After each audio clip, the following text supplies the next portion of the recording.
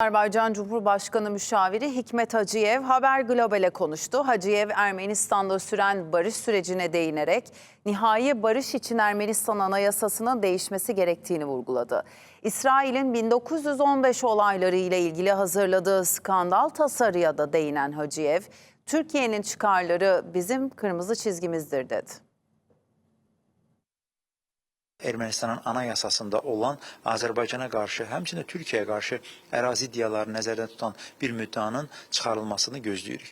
Türk gazeteciler Türkiye-Azerbaycan Dostluk İşbirliği ve Dayanışma Vakfı ile Kültürel Arası Ağ Derneği organizasyonuyla Azerbaycan'ı ziyaret ediyor. Haber Global Dış Haber Müdürü Eda Tuğrul ve kameraman Oğuzhan Cin de heyette bulunuyor. Hacıyev, Eda Tuğrul'a verdiği röportajda bölgedeki gelişmeleri ve Ermenistan'la süren barış sürecini değerlendirdi.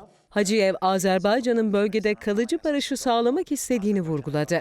Ancak bunun için Ermenistan Anayasası'nda Azerbaycan ve Türkiye'ye karşı toprak iddiasında bulunulan maddelerin çıkarılması gerektiğini vurguladı. Bunun nihai barış anlaşması için şart olduğunu söyledi. Ermənistanın anayasasında olan Azərbaycana qarşı, həmçinin Türkiyəyə qarşı ərazi iddialarını nəzərdə tutan bir müddianın çıxarılmasını gözləyirik. Və bu xüsusda aldığımız siqnallar da ondan ibarət ki, Ermənistanda tezliklə yeni anayasanın qəbul olunması üzrə proses başlayacaqdır. Ola bilsin ki, milli referendum olsun və o artıq preambulda Azərbaycana qarşı ərazi iddiaları da Ermənistan anayasasından götürüldükdən sonra biz barış anlaşmasının yekun olaraq imzalanması üçün bir problem görmürük. Amma bunun fövqündə bölgəmizdə artıq de facto olaraq real barış vardır. Dost ve kardeş ülke Azerbaycan, İsrail'in skandal 1915 girişimine sert tepki göstererek sürecin fiilen dondurulmasını sağlamıştı. Hacıyev, Ankara-Bakü hattındaki sarsılmaz kardeşliğin diplomasi sahasındaki yeni örneklerinden biri olarak kayıtlara geçen bu olayı da değerlendirdi. Bu Azərbaycanı ciddi şəkildə rahatsız etdi. Çünki kardeş Türkiyənin maraqları həmişə Azərbaycan öz üçün prioritet hesab etmişdir və bu bizim üçün həmişə qırmızı xəttdir. Və bu konuda da məsələ ortaya çıxan kimi Sayın Cumhurbaşkanımızın təlimatı ilə Azərbaycanda yoğun bir diplomatik trafikinə başladı. İsrailə də biz mesajlarımızı net şəkildə çatdırdıq ki, belə bir qərarın qəbul edilməsi birincisi ədalətsizdir, tarixi reallığı əks etdirmir və bu qərarın qəbul edilməsində biz düzgün hesab etmirik.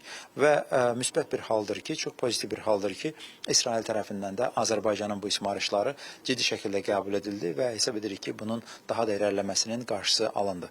Və biz də hesab edirik ki, bu heç bir halda tarixi reallığı əks etdirməyən tamamilə ədalətsiz bir addım olardı. Hacıyev, 1915 olaylarının batılı ülkeler tarafından Türkiye karşıtı bir propaganda konusu olarak kullanıldığının da altını çizdi. Hacıyev, Türkiye ile Azerbaycan arasındaki kardeşlik ilişkilerine de vurgu yaptı. İki ülkenin her zaman birbirlerinin çıkarlarını koruduğunu ve koruyacağını söyledi. Türkiye'nin olmadığı masada Azerbaycan vardır. Azerbaycan'ın olmadığı masada da Türkiye vardır. Ona görə də ölkəmizin maraqlarına qarşı olan hər bir addıma biz qəti şəkildə cavab veririk və bundan sonra da cavab verəcəyik. Hacıyev ziyaret kapsamında Türk gazeteci heyetiyle de bir araya geldi. Ermeni işgalinin izlerinin silindiği Karabağ'da yürütülen yeniden inşa çalışmaları gündemdeydi. Hacıyev, Ermeni mayınlarının temizlenmesi için yürütülen çabalarda gelinen son durumu anlattı. İntensiv şəkildə biz bir işimizi aparırıq. Çox böyük bir əraziləri təmizləmişik. Çox dərin bir bilgi əldə etmişik bu konuda. Çox dərin bir bilgilərimiz var. Teknoloji inventarımızı çox artırmışıq. Burada robotik mayın təmizləmə cihazlarımız var. Kardeş Türkiye'dən də aldığımız cihazlarımız var. Onlar da yerində çox iyi bir iş yapırlar.